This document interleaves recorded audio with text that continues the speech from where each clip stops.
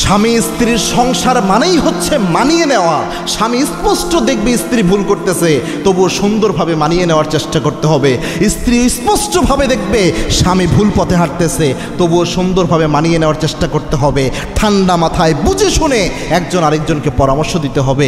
এটাই হচ্ছে সংসার জীবন। এই সংসার জীবনে একজন আরেকজনকে যত মানিয়ে নিতে পারবে, যত স্যাক্রিফাইস করতে পারবে, যত একজন আরেকজনের সাথে স্যুট করাতে পারবে, তত বেশি সংসার জীবন সুখী হবে।